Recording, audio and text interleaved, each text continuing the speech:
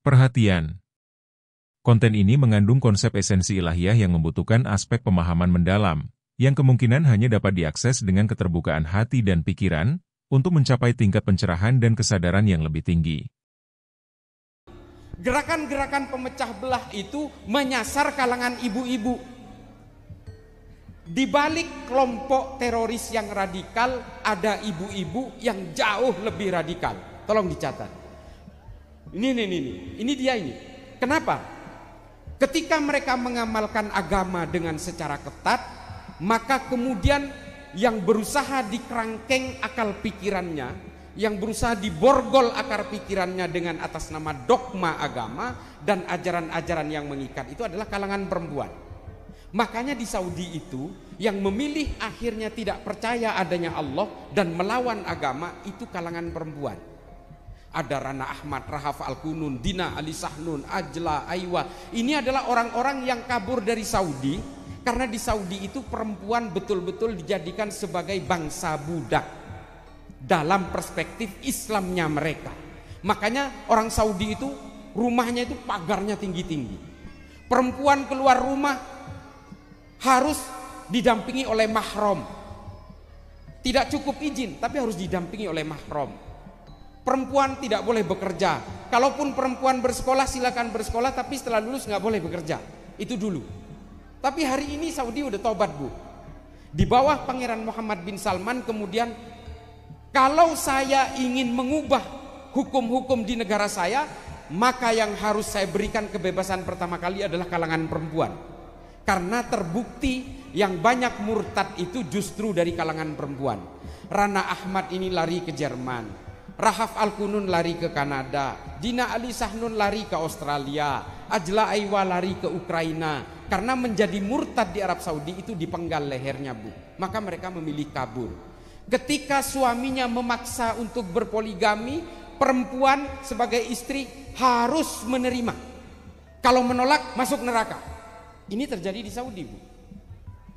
Jadi makanya ini mohon maaf, tetangga-tetangga saya di Madura kan banyak jadi TKW, Bu. Itu biasanya jadi istri ketiga atau keempat. Setelah dia sudah mulai menua, dia ceraikan, dia pulang, Bu. Anaknya ketinggalan di sana. Nah makanya ada juga yang anaknya dibawa ke Madura. Jadi jangan heran kalau ada anak-anak kecil di Madura wajahnya Arab, bapaknya nggak jelas, itu ya itu. Ini mohon maaf, saya bukannya ingin mendiskreditkan saudara-saudara saya di Madura, tapi memang kemudian karena pemahaman mereka perempuan itu masih seperti budak, masih seperti dianggap sebagai, mohon maaf, sebagai gundik. Makanya pembantu-pembantu yang kemudian direkrut dari sini itu banyak juga yang dianggap sebagai budak yang boleh ditiduri tanpa harus dinikahi. Ini mohon maaf, saya bukannya. Nah ini adalah sebenarnya warisan-warisan dari bangsa Arab. Dan juga di dalam sejarah-sejarah kitab tarikh banyak, Bu. Tapi saya tidak perlu bercerita di sini. Nanti saya dianggap liberal lagi. Nah ini kemudian yang membuat perilaku bangsa Arab itu sudah mulai berubah terhadap para PRT atau TKW kita di Arab. Makanya kemudian TKW kita di Arab ini diminimalisir.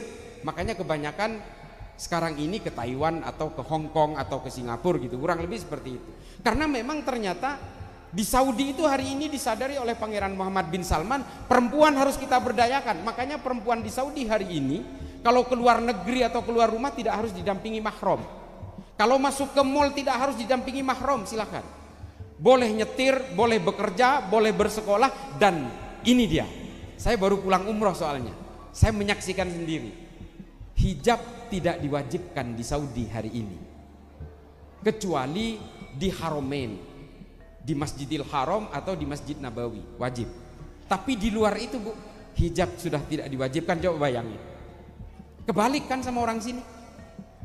Orang sini ingin seperti Arab Saudi masa lalu, orang Saudi ingin seperti Indonesia hari ini. Yang biasanya dilakukan oleh orang-orang Wahabi. Nah, saya nanti cerita soal Wahabi. Nah, kemudian pemberdayaan dari kalangan perempuan ini dilakukan oleh pemerintah Arab Saudi dengan kebebasan-kebebasan baru. Karena begini, alasan Muhammad bin Salman ketika diwawancarai dalam satu media dikatakan bahwa kalau kalangan perempuan ini tetap dikekang seperti Saudi masa lalu, maka bangsa ini akan terus menjadi bangsa yang primitif, negara paling ketinggalan dibanding negara-negara lain di seluruh dunia. Makanya kemudian yang diberi kebebasan pertama kali adalah kalangan perempuan. Tapi ya ini masalahnya, Bu, sampean ini semua ini, kalangan perempuan ini semua ini yang ada di luar ini kan sebenarnya tidak ada perwakilan ketika mewuruskan, ketika soal hukum-hukum fikih. Ini kan semua sebenarnya pasrah kepada kaum laki-laki. Benar Pak Kiai ya?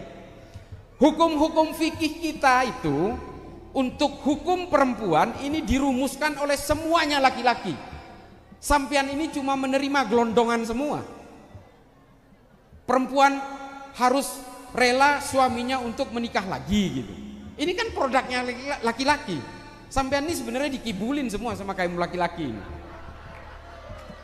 Yang merumuskan aturan perempuan tentang hukum-hukum fikih perempuan itu dibuat oleh kalangan laki-laki dan tidak ada satupun perwakilan dari kalangan perempuan. Ini coba bayangkan. Kata siapa ini?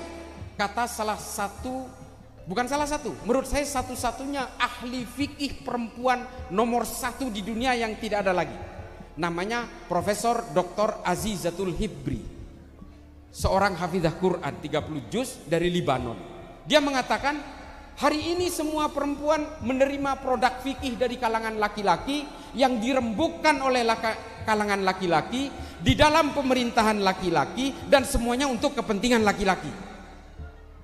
Nah ini kemudian sampean-sampean ini yang menjadi korban akhirnya. Tapi jangan salahkan kaum laki-laki, Bu. Karena apa? Karena tidak ada ahli fikih dari kalangan perempuan.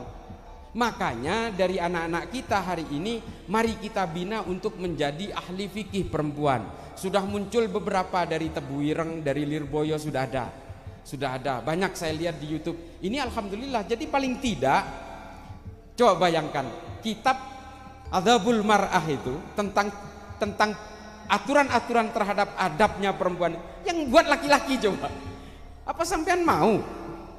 Harus ada suara dari kalangan perempuan. Saya bukannya sok membela perempuan, enggak, karena bagaimanapun ibu saya perempuan, istri saya perempuan, anak saya perempuan. Coba.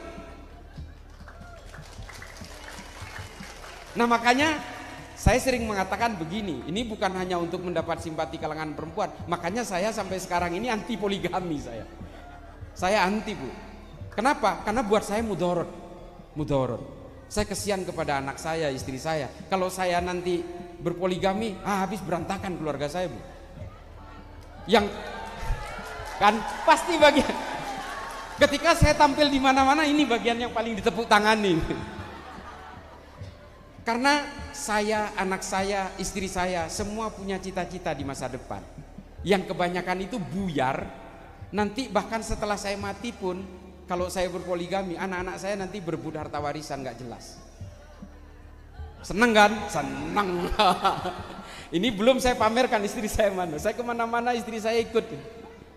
Nah, ini kemudian yang saya minta dari kalangan muslimat dan fatayat. Marilah kita lahirkan ahli fikih perempuan.